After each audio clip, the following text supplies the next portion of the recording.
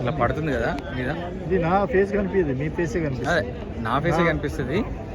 మీరు క్వశ్చన్ అడగండి, తర్వాత దాన్ని ఎడిట్ చేసుకోవచ్చు కదా సార్. అంటే ఇది వశిష్ఠ ఇంగ్లీష్ అనేది బుక్ చాలా ఫేమస్ అయింది. అవును. అంటే మీకు ఇది ఎందుకు రాయాలనిపించింది? సో బేసికల్గా సార్, ఆల్రెడీ మార్కెట్లో చాలా పుస్తకాలు ఉన్నాయి స్పోకెన్ ఇంగ్లీష్ సంబంధించినవి. వశిష్ఠ 360 యూట్యూబ్ ఛానల్ ద్వారా నేను గ్రామీణ నేపథ్యం ఉన్నటువంటి పిల్లలకి, ముఖ్యంగా కాంపిటేటివ్ ఎగ్జామినేషన్ ప్రిపేర్ అవుతున్నటువంటి యువకుల కోసము నేను ఈ ఛానల్ని స్టార్ట్ చేశాను. సో స్టార్ట్ చేసిన తర్వాత సబ్స్క్రైబర్స్ నుండి, ఫాలోవర్స్ నుండి ఎక్కువగా ఒక డిమాండ్ వచ్చింది. ఏంటంటే ఒక పుస్తకం కూడా ఉంటే మేము పెట్టుకొని ప్రాక్టీస్ చేస్తామని చెప్పి. సో వాళ్ళకి అర్థమయ్యే విధంగా మార్కెట్లో ఏదైనా సజెస్ట్ చేద్దాము అని అంటే, నాకు సమకాలీన మార్కెట్లో నాకు ఏ పుస్తకం కూడా కనిపించలేదు. సో నేను ఏ పుస్తకాన్ని సజెస్ట్ చేయలేదు. చాలా సంవత్సరాలు, అంటే ఒక 2-3 ఇయర్స్ నేను క్లాసెస్ చెప్పిన తర్వాత ఈ డిమాండ్ పెరుగుతున్నప్పుడు నేనే ఒక పుస్తకాన్ని తయారు చేసి మార్కెట్లోకి విడుదల చేశాను. ఇప్పుడు ఈ వశిష్ఠ ఇంగ్లీషు ముఖ్యంగా గ్రామీణ ప్రాంతాల నుంచి వచ్చే విద్యార్థులకు ఇంపాక్ట్ ఎలా ఉంది, వారికి ఎలా ఉపయోగపడుతుంది? ఇది చాలా బాగా ఉపయోగపడుతుంది సార్. ఈ పుస్తకం నేను 2022లో విడుదల చేశాను.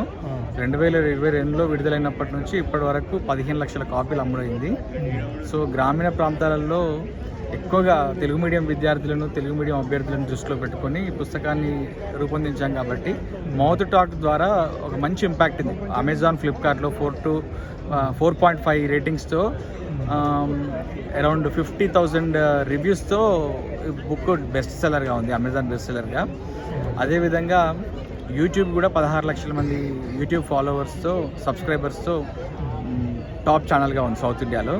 సో ఎక్కువగా గ్రామీణ నేపథ్యము, తెలుగు మీడియం విద్యార్థులను దృష్టిలో పెట్టుకొని చెప్తుంటాం కాబట్టి విద్యార్థులు ఎక్కువగా ఓన్ చేసుకోవడం మొదలుపెట్టారు ఈ కంటెంట్ని. ఇప్పుడు ఈ పుస్తకం రాయక మునుపు మీరు ఏం చేసేవారు? నేను జర్నలిస్ట్గా చేసేవాడిని సార్. నేను జర్నలిస్ట్గానే చేసేవాడిని. టీవీ9లో చేశాను, ఇంకా కొన్ని ఛానల్స్లో చేశాను. పార్ట్ టైం జర్నలిస్ట్గా చేశాను. ఓకే. ఇక్కడ మీది ఏ ప్రాంతం సార్? అది వరంగల్. వరంగల్ టౌనేనా? వరంగల్ పక్కన ధర్మసాగర్ అని చెప్పి ఒక మండలం ఉంటుంది, అక్కడ పక్కన విలేజ్ అన్నట్టు. సో ఇంకా ఎన్ని డెప్త్గా Nizamabad. Okay okay sir, Nizamabad town. Okay okay, thank you sir. Right sir, right sir. ఒక ఫోటో ఫేస్బుక్లో పెడతాను.